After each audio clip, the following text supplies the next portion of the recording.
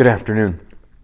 You've probably had that moment where someone that you were with decided to do something reckless. They were going to do something that was foolish from the start, and they shouldn't be doing it, but they were determined to go ahead and do it. So you would say to them, well, I hope everything works out. And maybe you've had the same thing, where you've made a decision that other people were thinking, why are you doing that? Why are you making that decision? Why are you putting yourself in a dangerous place like that, in a dangerous situation, in a foolish place where you're not really sure what's going to happen? And they've told you, I hope everything works out for you. I hope you get through it. I hope that things are okay for you. That kind of hope is said with a little bit of biting of the tongue, because they're pretty sure it's not going to work out. They're pretty sure that things aren't going to go in a safe way. You're not going to be okay. And so they're hopeful, but they don't really believe it. They're not really sure that it's going to be able to happen. There was a time when there was a man named Daniel who was standing in front of the king. And the king had just condemned him to going into the lion's den.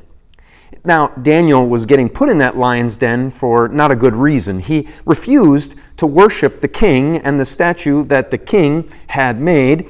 And since that was the case, the king was angry. But the king also had Daniel as his servant. And he didn't really want to see Daniel dead. He didn't want to see him punished in this way. So he said this in Daniel chapter 6, verse 16.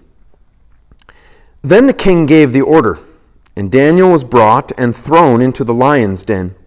The king said to Daniel, "May your God, whom you serve continually, rescue you." There was no way the king believed that he was ever going to see Daniel alive again. This king did not believe in the same God that Daniel did.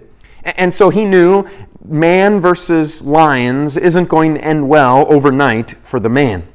He didn't expect to see Daniel alive again.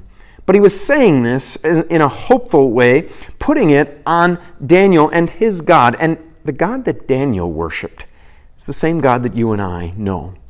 The same God that in love sent Jesus for us. In love put himself into harm's way for us. The same God who loves all people and wants them all to be saved. This God who is all-powerful and all-knowing. This God who cares about people. Cared about Daniel. Daniel made it through that night in the lion's den, much to the surprise of the king. But the king was moved by that, and from that moment on, he treated Daniel even better and, in a way, gave an opening to worship of that true God. We know that this is what our God can do. Our God can do amazing things. We don't have to wish it. We don't have to hope for it.